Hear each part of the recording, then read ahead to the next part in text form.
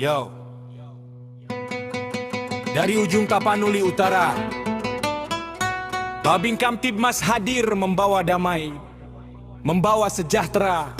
Purbatua, kami di sini untukmu. Listen. Langkah kaki berderap di tanah Purbatua, seragam koklat melekat siap jaga semua warga. Dari janji Maria sampai ke si bulan-bulan, menyusuri jalan Patan lewati perbukitan. Bukan cuma tugas, ini panggilan jiwa, menjaga Kamtibmas hilangkan segala duka. Menyapa Amanginang dengan senyum yang ramah, kami datang bermitra agar desa makin berkah. Hubungan erat, sinergi tanpa batas, masalah warga kami selesaikan dengan tegas dan tuntas. Restoratif justice, kedepankan musyawarah, biar Purbatua aman jauh dari pertumpahan darah.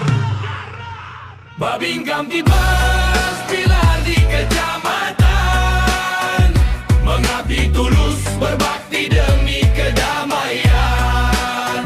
Purbatua aman, Tapanuli Utara jaya, bersama masyarakat kita jaga Indonesia.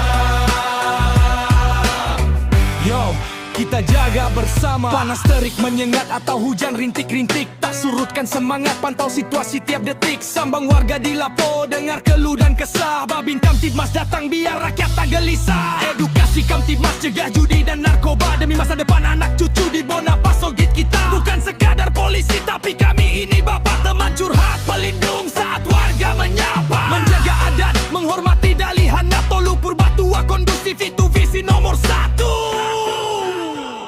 Babin Kamtibmas pilar di kecamatan, mengabdi tulus berbakti demi kedamaian.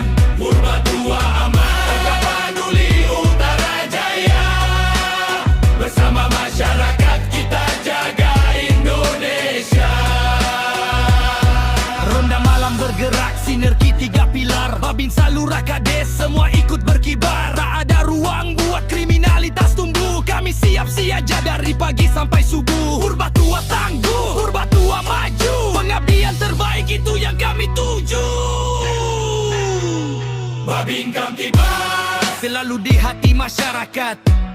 Kecamatan Purbatua, Kabupaten Tapanuli Utara, tetap aman, tetap kondusif. Hora